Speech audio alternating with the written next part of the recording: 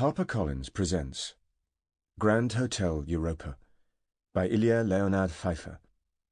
Translated from the Dutch by Michelle Hutchison.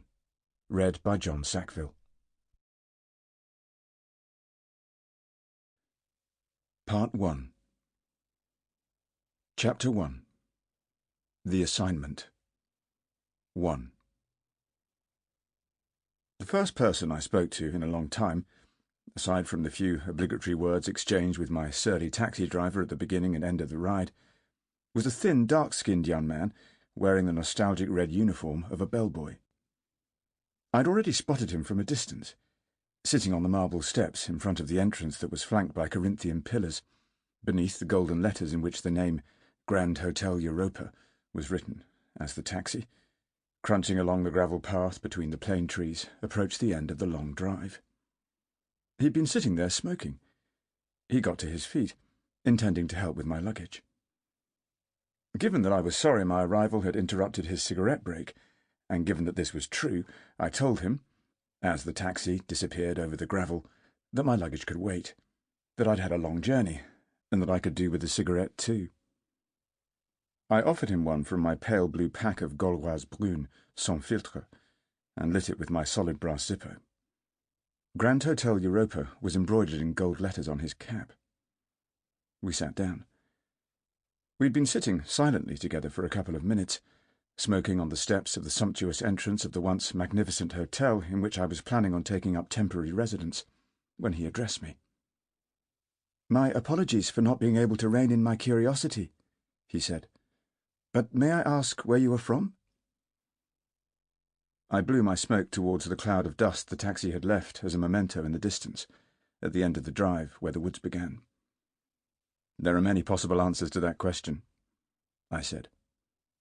"I'd like to hear them all," he said. "But if that will take up too much of your time, perhaps you can give me the best answer?" "The main reason I came here," I said, "is that I'm hoping to find the time for answers."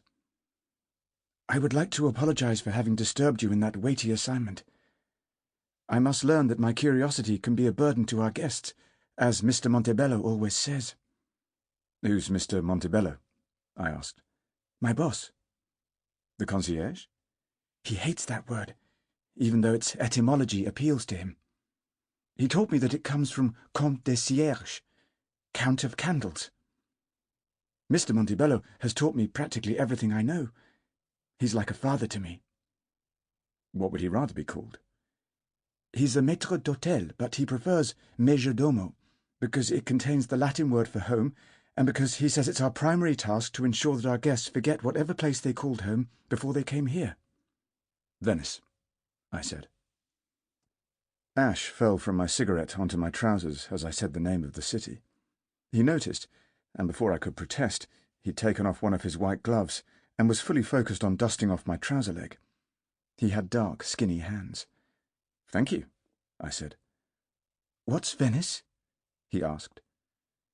"The place I used to call home before I came here, and the finest answer to your question." "What's Venice like?" "Have you never been to Venice?" I asked. "I've never been anywhere," he said. "Just here. That's why, to Mr. Montebello's annoyance, I've developed the habit of bothering our guests with my curiosity. I try to see something of the world through their stories." "Where did you call home before you came here?" "The desert," he said.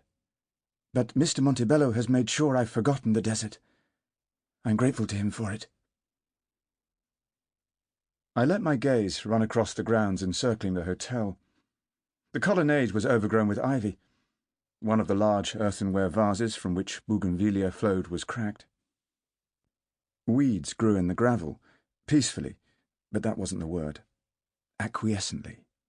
Indeed, one could also simply accept the passing of time and the loss of all things.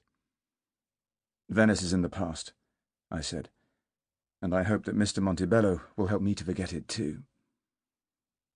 I extinguished my cigarette in the flower pot that had been serving as our ashtray. He did the same, and sprang to his feet to busy himself with my luggage. "Thank you for your company," I said.